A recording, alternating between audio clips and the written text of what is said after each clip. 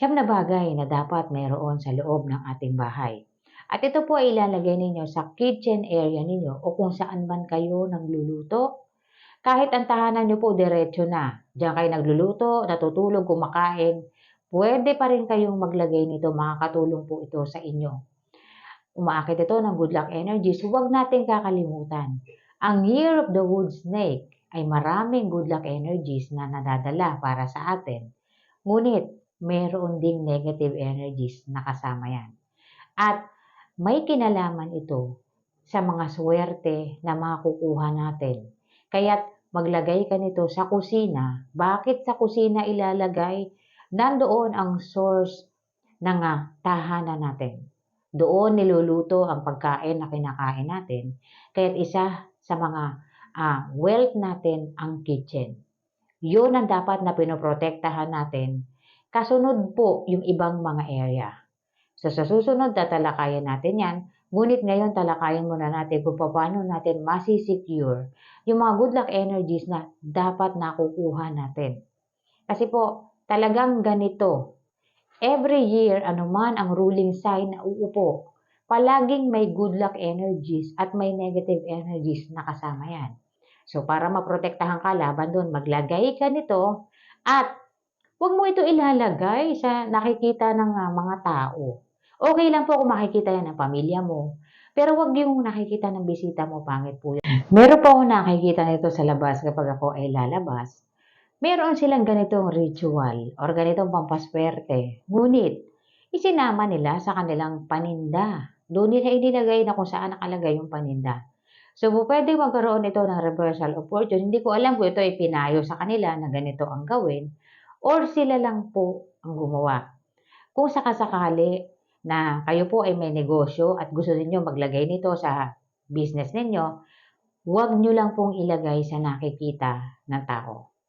Sapagkat may mga tao na curious sila, pwedeng hawakan nila yan, doon pwedeng mapunta sa kanila yung good luck energies na inaakit mo para sa business mo.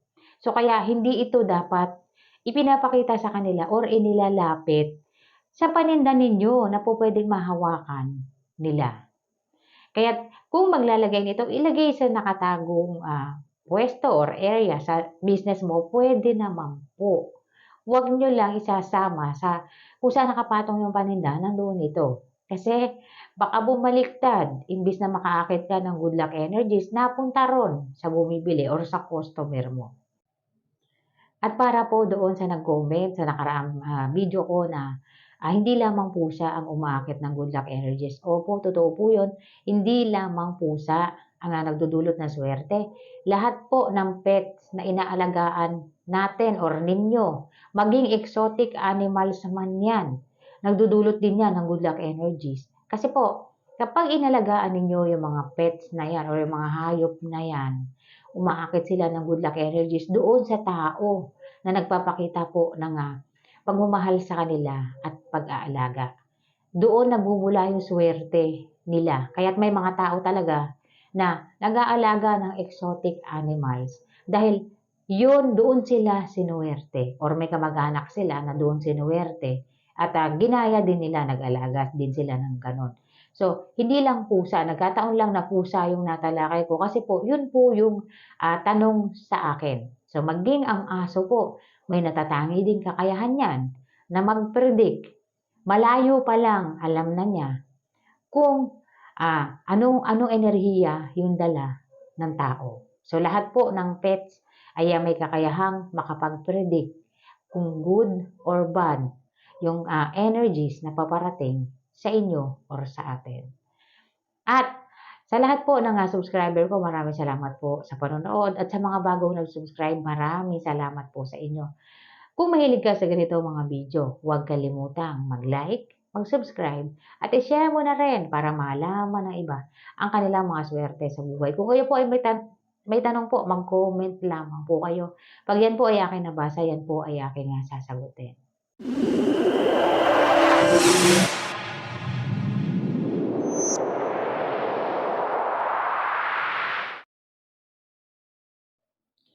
Wealth ritual po para sa loob ng ating bahay at ito ay ilalagay sa kitchen.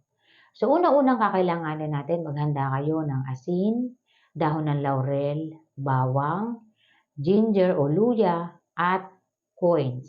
At maghanda rin po kayo ng lalagyan, maging mangkok man yan, or kung anong lalagyan na may lalim, pwede po yun. Hindi naman kailangan sobrang laki, basta po may lalim.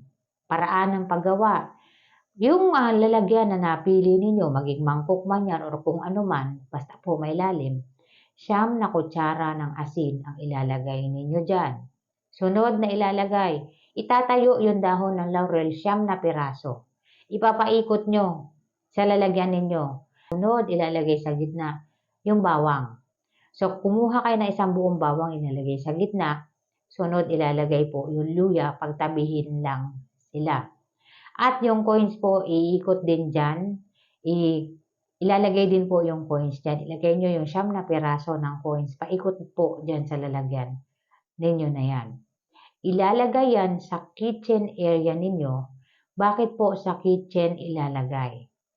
Ang kitchen po ay isa sa mga wealth area natin at isa rin ito sa mga source po at isa rin ito sa mga source ng good luck energies natin sa ating tahanan.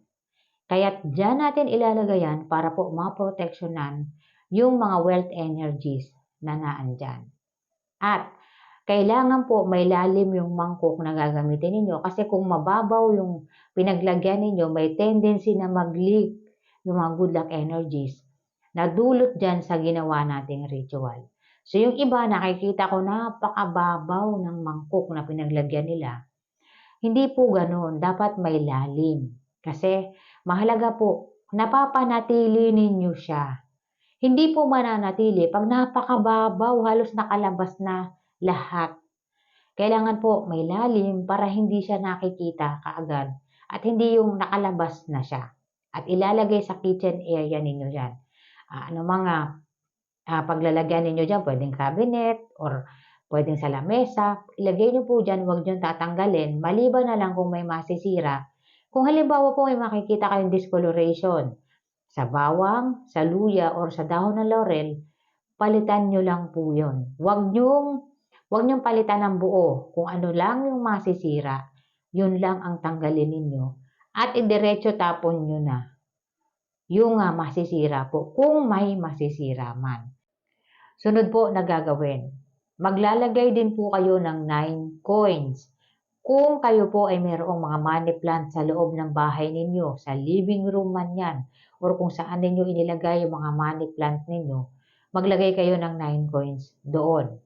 Ngayon, kung wala po kayong halaman sa loob, sa lalagyan ninyo ng pera, maglagay kayo ng 9 coins.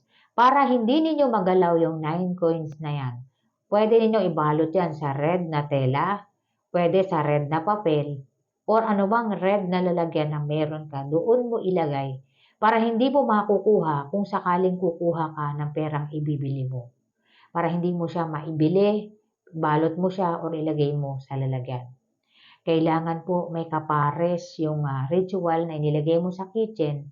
Dapat po meron pa yan sa loob ng tahanan mo or kung saan ka naglalagay ng pera. Mahalaga po yun. At pakatandaan po ninyo, huwag niyong ipapakita yung ritual ninyo sa hindi ninyo kaanak.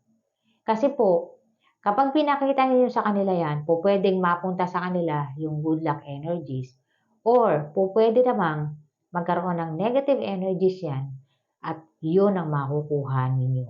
So, huwag niyong ipapakita kagaya ng mga nakikita ko na inilalagay talaga nila sa labas. Kung may negosyo po kayo, ano mauri ng negosyo na meron ka, gusto mo maglagay ng ganyan, or ano mga ritual na meron kayo, huwag niyo pong ilalagay huwag niyo isasama sa paninda ninyo kasi dalawa lang yan eh. Baka mamaya swertehin sila at ikaw naman ang malasin. So, kaya isecure mo yung mga pampaswerte na meron ka, yung mga ritual na ginagawa mo. Ano man yan, nagdudulot naman ng swerte ang iba't ibang uri ng ritual. Basta po, alam sana ninyo yung paglalagay para hindi masayang yung pag-akit ninyo ng good luck energies para po sa business niyo. Kasi kung ganyan, na nakikita yan ng mamimili. Ngayong araw na to, swerte ka. Bukas, for sure, wala na. Matumal na yan. Or ilang tao na lang ang bumili sa iyo. So, po pwedeng maging ganun ang sitwasyon kapag ka nakikita nila yan. Kasi makukuha yan ng mga taong bumibili sa inyo. Ang ritual na ito po ay makakatulong ito para sa atin, para sa buong taon po ng 2025. Sa mga pamilyar sa astrology, alam niyo naman po siguro na kapag may swerteng dumarating, dumarating din ang mga negative energies. Kaya ang tahanan natin, marami tayong inilalagay na pampaswerte, mga ritual. Nakakatulong po yan hindi lamang para maakit ang mga wealth energies or para swertehin tayo. Nagbibigay din yan ng proteksyon sa atin. Ang lahat po ng ginagamit sa ritual, lahat sila, may mga energy sila na makakatulong sa atin.